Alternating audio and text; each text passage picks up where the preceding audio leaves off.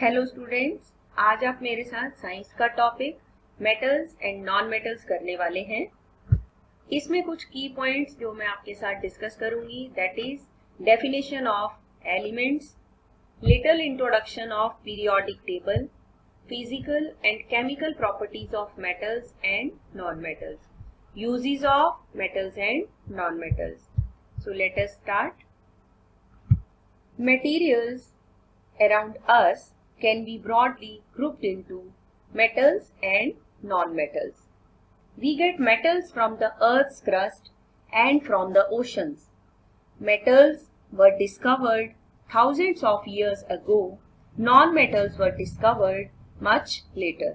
Before I tell you about metals and non-metals, first let us understand what are elements. A substance which cannot be broken down into simpler substances is called an element. वो substance जिसको हम further break नहीं कर सकते हैं, pieces में नहीं convert कर सकते हैं, simpler substances में convert नहीं कर सकते हैं, उसे element कहा जाता है। Each element is made up of one type of atom. Her element जो है वो एक ही तरह के atoms का बना होता है। There are 118 known elements. Elements को अगर हम क्लासीफाई करें तो इसे मेटल्स, नॉन मेटल्स और मेटलॉइड्स में क्लासीफाई किया जा सकता है। Now what are metalloids?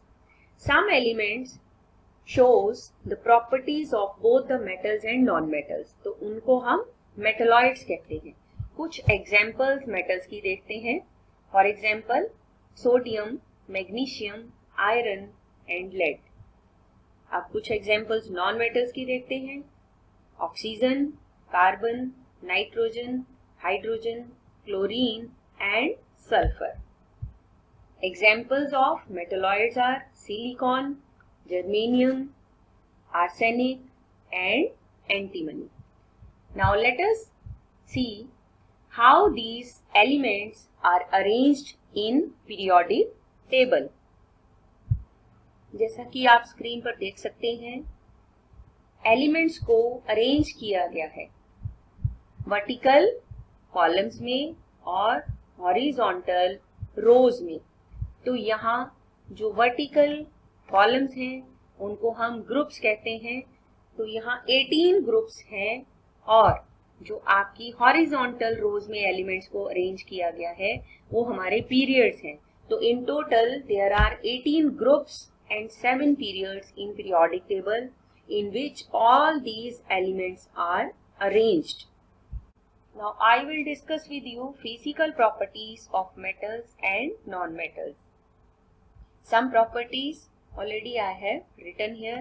One by one I will discuss all these properties with you for metals and non-metals. Under ordinary conditions, जो आपकी metals हैं they are solid except mercury. Mercury is a liquid metal. Non-metals की बात करें तो under ordinary conditions some non-metals are solid, some are gases, but one example that is bromine non-metal की जो है it is liquid. Bromine is a liquid non-metal. Second property that is luster. Luster means चमक, shiny appearance.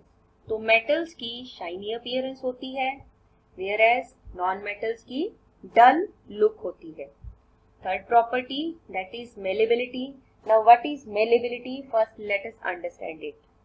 Malleability means that property of metals by which they can be beaten into thin sheets without breaking. Materials की वो property जिसके कारण इनको thin sheets में convert किया जा सकता है उसे मेलेबिलिटी कहते हैं। तो मेटल्स की थिन शीट्स बनाई जा सकती हैं, वेयर एज नॉन मेटल्स की नहीं बनाई जा सकती हैं। मेटल्स की इसी प्रॉपर्टी के कारण मेटल्स के बहुत तरह के टूल्स बनाए जा सकते हैं, like spade, shovel, axe etcetera, whereas non metals के टूल्स नहीं बनाए जा सकते हैं। जैसा कि आप स्क्रीन पर देख सकते हैं, आई हैव रिटन कोल। अगर हम चाहें कि हम कोयले के टूल्स बना सकें तो इट्स नॉट पॉसिबल, क्योंकि कोयले को जब भी टैपिंग की जाएगी, हैमर के साथ उसे बीट किया जाएगा, we will get only a powdery mass, और उस पाउडर का हम टूल नहीं बना सकते हैं। Fourth property is ductility. Now what is ductility? First let us understand it. Ductility means the property of the materials by which they can be stretched or drawn into wires. तो metals में इनकी wires बनाई जा सकती हैं। Metals possess this property of ductility. Non-metals के पास ये property नहीं होती है। Fifth property is sonority. Now what is sonority? It means एक ऐसी property जिसमें sound produce हो। तो materials which produces sound on striking with hard object, they are called sonorous. तो इसमें एक एग्जांपल आपके साथ डिस्कस करूंगी कि if we drop an iron plate आप नीचे गिराते हैं, फर्श पे गिरती है तो उसकी साउंड आती है। मेटल की वो प्लेट थी, उसने साउंड प्रोड्यूस की, तो इसलिए उसके पास क्या है, उसकी सोनोरस नेचर है। तो sonorous means producing ringing sound. तो मेटल जो हैं वो सोनोरिटी शो करती हैं, उनकी इस प्रॉपर्टी को मेटालिक साउंड या मेटालिक क्लिंक भी कहा जाता है। मैंने यहाँ स्क्रीन पे लिख रखा है। Whereas if we talk about non metals, तो नॉन मेटल्स के पास ये प्रॉपर्टी नहीं होती है। They don't show the property of sonority. Hardness की बात करें तो मेटल जो हैं they are hard and strong, whereas non metals are weak. Thermal and electrical conductivity. Thermal means heat, तो मेटल जो हैं वो हीट और इलेक्ट्रिसिटी के गुड कंडक्टर्स हैं, whereas non metals are poor conductors of heat and electricity. Now I will discuss with you chemical properties of metals and non metals. First property, reaction with oxygen. किस तरह से metal जो हैं वो oxygen के साथ react करती हैं। तो मेटल जब ऑक्सीजन के साथ रिएक्ट करती है, it will give you metal oxide, and the nature of that metal oxide is basic in nature. So what does it mean? It means it will turn the red litmus into blue. Example आप मेरी screen पर देख सकते हैं। Non metals को अगर oxygen के साथ रिएक्ट करवाया जाए तो it will give you non metal oxide, and the nature of this non metal oxide is acidic, which means it will turn blue litmus into red. Now next, reaction with water. Different metals react with water at different temperatures to produce oxygen and hydroxides. Example देखते हैं। Metal को जब water के साथ react किया गया तो उसने आपको क्या दे दिया, metal hydroxide and hydrogen gas. For example sodium plus water, it will give you sodium hydroxide and hydrogen gas.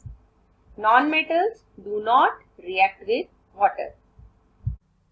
Reaction with acids में metals जब dilute acid के साथ react करती हैं, it will give you metal salt plus hydrogen gas. Example देखते हैं। Magnesium is reacted with hydrochloric acid, dilute hydrochloric acid, it will give you magnesium chloride and hydrogen. Non-metals do not react with dilute acids. Now reaction with bases. Metal when reacts with base, it will give you metal salt plus hydrogen gas. For example, aluminium is reacted with sodium hydroxide. It will give you sodium aluminate plus hydrogen gas.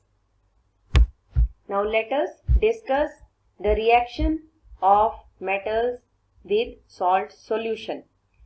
इससे पहले यहाँ reactivity series को देखें। Reactivity series में मैंने कुछ elements लिखे हैं। इन एलिमेंट्स में पोटाशियम जो है वो सबसे ज्यादा रिएक्टिव इन नेचर है, and platinum is least reactive. इसको एग्जाम्पल के साथ समझते हैं। जब मेटल्स रिएक्ट करती हैं किसी भी सॉल्ट सॉल्यूशन के साथ, तो more reactive metal displaces less reactive metal from its salt solution. More reactive metal becomes a part of the salt solution and the less reactive metal is set free.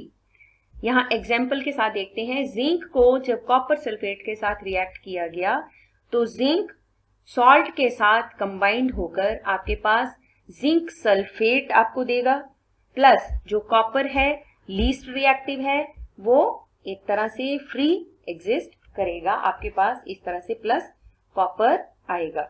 दोबारा से एक बार देख लेते हैं, यहां से देखते हैं, जैसे जिंक जो है it is more reactive than iron and iron is more reactive than copper. फिर से एक बार रिपीट कर देती हूँ, जब भी मेटल सॉल्ट सॉल्यूशन के साथ रिएक्ट करेंगी तो जो मोर रिएक्टिव मेटल होगी वो डिस्प्लेस कर देगी लेस रिएक्टिव मेटल को from its salt solution. More reactive metal जो है वो सॉल्ट सॉल्यूशन का पार्ट बन जाएगी, वेयर एज जो लेस रिएक्टिव मेटल है it is set free like copper. अब आपके साथ मैं कुछ यूजेस डिस्कस करूंगी मेटल्स और नॉन मेटल्स के। मेटल्स और नॉन मेटल्स के बहुत से यूजेस हैं, लेकिन कुछ यूजेस यहाँ स्क्रीन पे एक एक करके हम देखेंगे। Iron being strong and hard so it is used for making iron sheets. Copper being ductile, ductile होने के कारण इसको हम यूज करते हैं इलेक्ट्रिकल वायर्स बनाने में। And being good conductor of heat it is used to make base of cooking utensils. खाना बनाने वाले जो बर्तन हैं उनका बेस भी कॉपर से बनाया जाता है। Magnesium Burns with A dazzling white light so used in fireworks and in flash boards. Gold और सिल्वर की बात करें तो being malleable and shiny and less reactive metals they are used in making jewelry and ornaments। हमारे जेवर बनाने के काम गोल्ड और सिल्वर आता है। जिंक की बात करें तो zinc is used to make dry cells and to galvanise iron. Platinum a shiny white metal used to make jewelry and also in many scientific experiments। Aluminium being malleable it is used to make foils for packaging food and medicines. आपके घरों में भी aluminium foil आप use करते हैं तो वो आप खाना पैक करने के लिए, खाने को कवर करने के लिए इस्तेमाल करते हैं। A good conductor of heat being good conductor of heat it is used to make utensils. Ductile and good conductor of electricity होने के कारण इसकी इलेक्ट्रिकल वायर्स भी बनाई जाती हैं। Mercury shiny and good conductor of heat so used in clinical thermometers। Being a liquid it expands and contracts more than a solid on being heated or cooled। Also it does not stick to the glass। Glass के साथ ये stick नहीं करता है, इसकी ये खास property है जिसके कारण इसे थर्मोमीटर्स में यूज किया जाता है। अब कुछ नॉन मेटल्स के यूजेस देखते हैं। ऑक्सीजन जो कि most important constituent of air है और बहुत सारे कंबशन प्रोसेसेस के लिए इस्तेमाल होती है। रेस्पिरेशन के लिए हम ऑक्सीजन यूज करते हैं। स्टील और आयरन इंडस्ट्री में इसका इस्तेमाल किया जाता है। For burning rocket fuel and for manufacturing of sulphuric acid and nitric acid. यहाँ H2SO4 जो है वो आपका सल्फ्यूरिक एसिड का formula and HNO3 is the formula for nitric acid. Sulphur is used in the match industry. यहाँ match जो है वो आपके क्रिकेट मैच की बात नहीं है।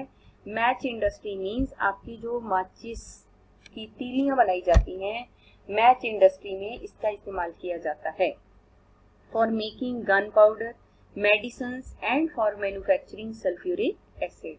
क्लोरीन की बात करें तो क्लोरीन ब्लीचिंग पाउडर बनाने के काम आता है, हाइड्रोक्लोरिक एसिड बनाने के काम आता है and the most important is disinfecting water. For disinfecting water, पानी को डिसइंफेक्ट करने के लिए भी क्लोरीन की टैबलेट्स यूज की जाती हैं।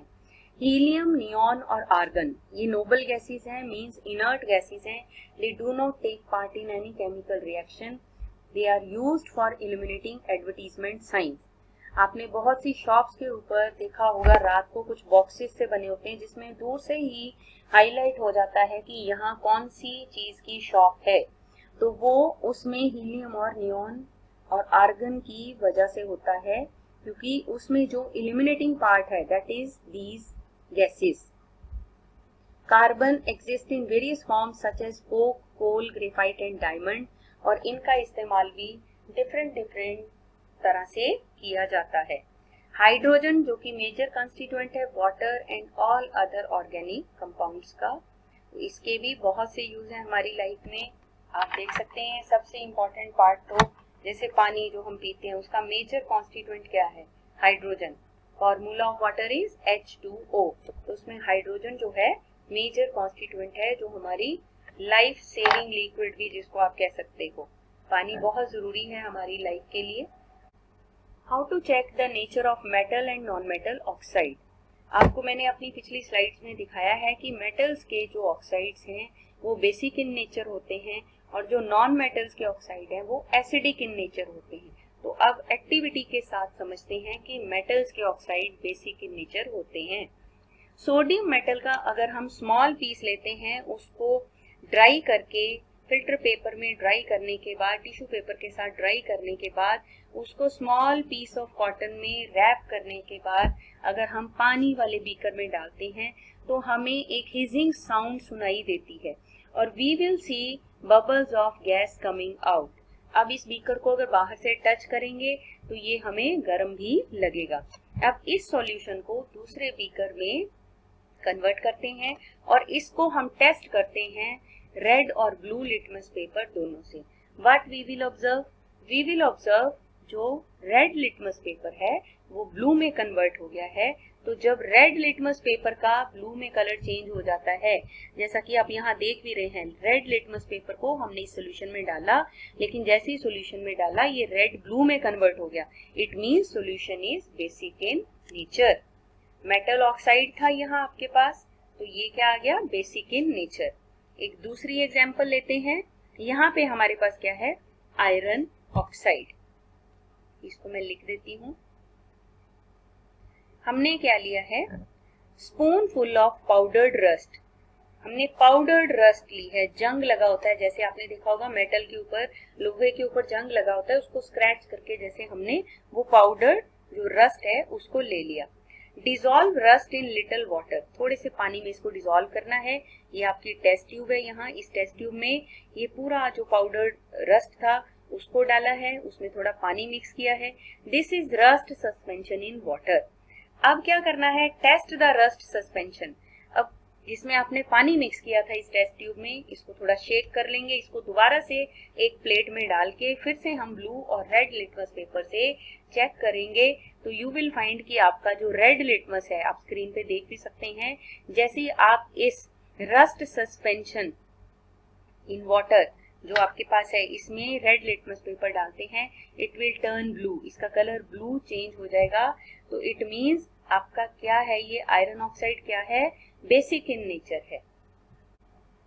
अब नेक्स्ट एग्जांपल में आपको मैं बताऊंगी कि नॉन मेटल ऑक्साइड जो हैं वो एसिडिक इन नेचर होते हैं। एक एग्जांपल लेते हैं उसके लिए।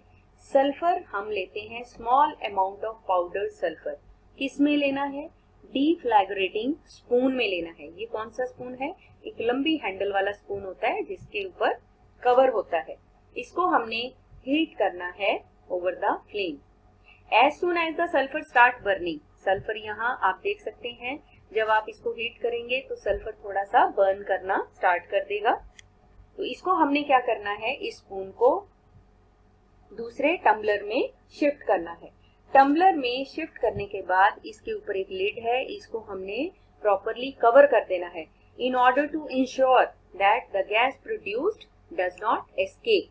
जो इसके अंदर गैस अब प्रोड्यूस हुई है वो बाहर ना जाए। अब जो अंदर इस टम्बलर के अंदर ऑलरेडी एयर है उसके साथ सल्फर बर्न करेगा टू प्रोड्यूस सल्फर डाइऑक्साइड।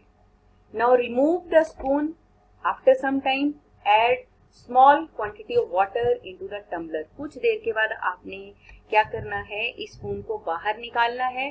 बाहर निकालने के बाद इसमें थोड़ा सा पानी डालना है और उसको फिर से हमने क्या करना है, लिड के साथ प्रॉपरली बंद करके रख देना है। नाउ शेक द टम्बलर, इस टम्बलर को हमने प्रॉपरली शेक करना है। It now contains a solution of sulphur dioxide gas. अब इस सल्फर डाइऑक्साइड गैस को हम रेड और ब्लू लिटमस पेपर के साथ चेक करेंगे। चेक करने के बाद हमें रिजल्ट क्या मिलता है कि आपका ये जो सल्फर डाइऑक्साइड है ये कन्वर्ट कर देगा ब्लू लिटमस पेपर को रेड में। क्या करेगा, ब्लू लिटमस पेपर को रेड में कन्वर्ट कर देगा, जिससे हमें पता चलता है कि जो आपकी नॉन मेटल ऑक्साइड्स हैं वो एसिडिक इन नेचर होते हैं।